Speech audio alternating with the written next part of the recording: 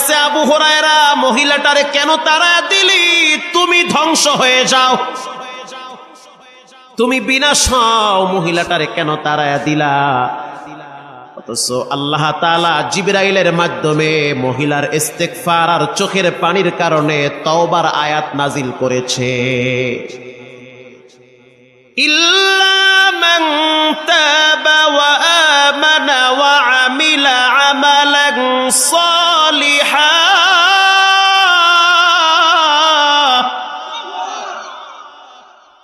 আল্লাহর হাবিব বললেন, ও আবু হুরায়রা, একটু আগে হযরত জিবরাইল আমার কাছে জানায় দিয়ে গেছে, কেউ যদি নারী হয় পুরুষ হয়, চাই পুরুষ হোক চাই নারী হোক, ইল্লা মান তাবা ওয়া আমানা ওয়া আমিলা আমালান সালিহা, গুনাহ করার পরে যদি সে তওবা করে, আবার গুনাহ করে, আবার তওবা করে, যদি সে তওবা করে, আল্লাহ পাক বলেন, নবী আপনি জানায় দেন তার গুনাহটারে ডিলিট কইরা গুনার জায়গায় নেকি আমি উঁচা করে দিব। আবু হুরায়রা, হুজুর বলেন কি, ঘটনা কি এরকম ঘটে গেছে যে আপনার কাছে জিবরাইল এসে আয়াত নিয়ে আসছে আর আমি এদিকে মহিলাটার তাড়ায় দিছি? এজন্য কখনোই আপনাকে মানুষকে ছোট মনে করবেন না। আজকের ডাকাত কালকে তওবা করে আল্লাহওয়ালা হয়ে যেতে পারে, আজকের জিনাকার কালকে তওবা করে ফেরেশতাদের চেয়েও দামি হতে পারে, আর আপনার মতো দরবেশ আজকে ভালো, কালকে বেঈমান হয়ে কবরে যাওয়া লাগতে পারে।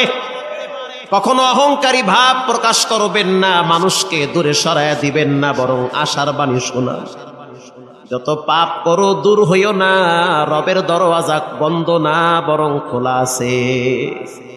আবু হুরায়রা পরের দিন বাজারে গেছে, আবার দুই হাত এরকম উঁচা করছে, অ্যানাউন্স করতেছে, গতকালকে রাত্রিবেলা মাগরিবের পরে আমার কাছে একটা ফতোয়া জানার জন্য কে আসছিল, কাউকে খুঁজে পায় না। অনেক সময় পর একজন মহিলা বলতে আসো, আবু হুরায়রা আমি আর ছিলাম গতকালকে রাত্রি। আবু হুরায়রা বলতে আছে, রব্বুল আলামিন তোমার চোখের পানি আর ইস্তেগফারের কারণে তোমার বাচ্চা হত্যার গুনাহ মাফ করে দিয়েছে, মাফ করে দিয়েছে আল্লাহ।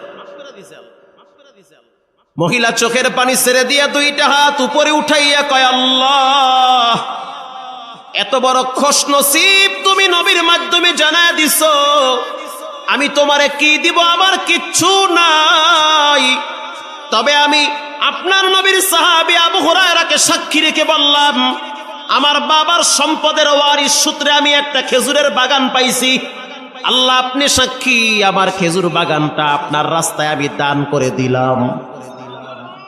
আল্লাহ আল্লাহ মিকুনাত লাইলো নাহারু, আল্লাহ আল্লাহ মিকুনাত শামসু হাজার। ক্ষমার মালিক কে? এজন্য ঘাবড়াইতে নাই, অস্থির হতে নাই, তওবা করতে হয়, আল্লাহর কাছে ক্ষমা চাইতে হয়। ইবনুল জাওজি রাহিমাহুল্লাহ উয়ুনুল হিকায়াতে একটা ঘটনা লেখেন।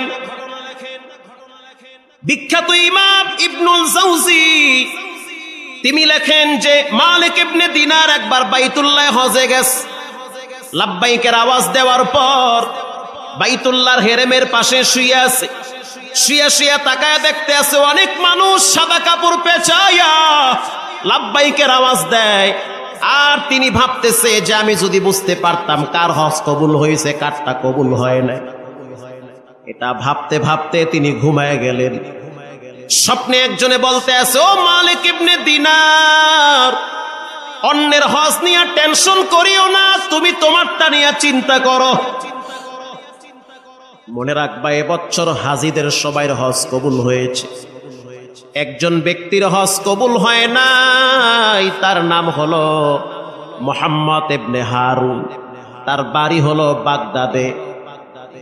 মুহাম্মদ ইবনে হারুন আল বালখি, তার বাড়ি হলো বাগদাদে। তিনি এখনো বাগদাদের তাঁবুতে আছে, তার মানে বাগদাদ থেকে যেই জামাতটা হজের সফরে আসছে ওই তাঁবুতে তিনি আছে, ওখানে গেলেই তারে পাবা। তার হজ কবুল হয় নাই, বাট বাকি সবার হজ কবুল করেছেন কে? মালিক ইবনে দিনার সকালবেলা সেই তাঁবুর সন্ধানে গেলেন। সেই তাঁবুর সন্ধানে যাওয়ার পর গিয়া সকলকে প্রশ্ন করলেন যে এখানে মুহাম্মদ ইবনে হারুন নামে কোনো ব্যক্তি আসেনি। একজনের শোনার সাথে সাথে বসার থেকে দাঁড়ায় গেল, দাঁড়ায় বলতে আছে আপনার কি নাম? বলে আমার নাম হলো মালিক ইবনে দিনার। ওহো, আব্বার মুখে শুনছি মালিক ইবনে দিনার অনেক বড় এক বুজুর্গ, আপনি কি সেই ব্যক্তি? না, আমি তেমন বড় বুজুর্গ না, তবে আল্লাহর একজন গোলাম, গুনাহগার বান্দা। তো এখানে হারুন বলখিকে তার অবস্থান কোথায়? বলে তিনি তো আমাদের সবার মুরব্বী এবং তিনি ভালো একজন মানুষ, নেককার মানুষ, আল্লাহওয়ালা মানুষ। 40 বছর পর্যন্ত তিনি রাত্রিবেলা ঘুমায় না, 40 বছর পর্যন্ত রাত্রিবেলা তাহাজ্জুদে কাটায় দেয়। তার পাগুলা ফুলে মোটা হয়ে গেছে, দিনের বেলায় রোজা রাখে, রাত্রিবেলা তাহাজ্জুদে কাটায় দেয়। আল্লাহু আকবার। কি? হ্যাঁ, সত্য কথা এটা। আরে ভাই, স্বাধীনতার যুদ্ধের সময় এদেশে স্বাধীন করার জন্য যারা রক্ত দিয়েছে, জীবন দিয়েছে, নিঃসন্দেহে এর চেয়ে ভালো কাজ আর কি হতে পারে? স্বাধীনতার যুদ্ধের সময় এক মুক্তিযোদ্ধা সন্তান ঘর থেকে বেরিয়ে যাওয়ার সময় মাকে বলেছিল, মা আমাকে একটু ভাত দাও। মা তখন চুলার দিকে তাকায় দেখতে আছে ভাত এখনো হয় নাই, আলু সিদ্ধ করতেছে। বাবা একটু অপেক্ষায় থাক, ভাত হয়ে গেলে তোরে খাওয়াবো। ইতিমধ্যেই আওয়াজ পাইল যে হানাদার বাহিনীরা আক্রমণ করতে আছে পশ্চিম ক্যাম্পে। এই যুবক সন্তান 2 রাকাত নামাজ পড়ে বন্দুকটা ঘাড়ে নিয়ে ঝাঁপিয়ে পড়েছে। এবার স্বাধীন হওয়ার পিছনে ওলামায়ে কেরামের রক্ত, টুপিওয়ালা দাড়িওয়ালা নামাজিওয়ালাদের রক্ত ব্যয় হয়েছে। এবার কোনো নাস্তিক মোরতাদ স্বাধীন করে নাই। ব্রিটিশ খেদাও আন্দোলনে ওলামায়ে কেরামের রক্ত এই জমিনে ঝরেছে। এই জমিনের 1 ইঞ্চি মাটি কোনো দাদা বাবুদেরকে ছেড়ে দেওয়া হবে না।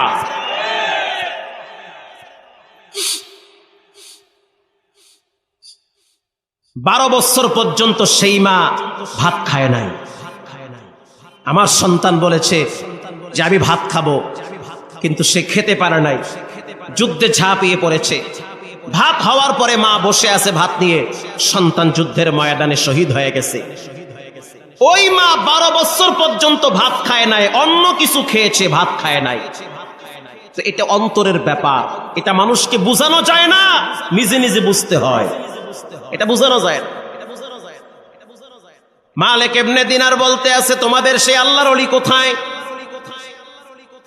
যে রাত্রিবেলা 40 বছর তাহাজ্জুদ পড়ে, দিনের বেলায় রোজা রাখে? কই সেই বুজুর্গ? সে তো এখন এখানে নাই। জাবালে রহমত পাহাড়ে গিয়া দেখেন ওখানে দাঁড়ায় দাঁড়ায় কাঁদতেছে। এবার মালিক ইবনে দিনার পায়ে হেঁটে হেঁটে হেঁটে হেঁটে জাবালে রহমতের পাহাড়ের কিনারায় গেল। জাবালে আবু খুবাইস একেবারে হেরেমের কাছে, যেই পাহাড়ে দাঁড়াইয়া ইব্রাহিম পয়গম্বর কানে আঙ্গুল দিয়ে সারা পৃথিবীর মুসলমানদেরকে আযামের মাধ্যমে দাওয়াত দিয়েছে, সেই জাবালে আবু খুবাইসে দাঁড়িয়ে আছে। গিয়া দেখবেন যে সে বাইতুল্লাহর দিকে তাকায় তাকায় কাঁদতেছে।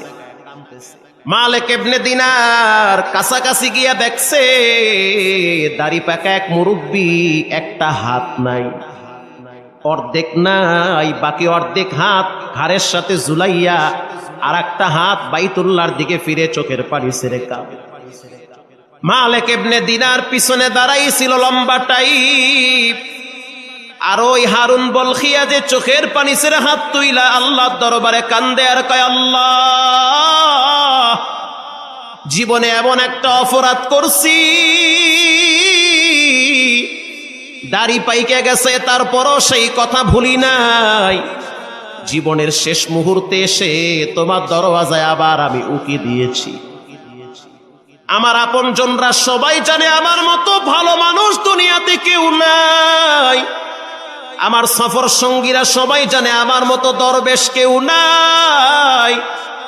কিন্তু জীবনে এমন একটা ঘটনা ঘটাইছি, তুমি ছাড়া এখন আর দুনিয়াতে কেউ জানে না। এ কথা পিছনে দাঁড়ায় দাঁড়ায় মালিক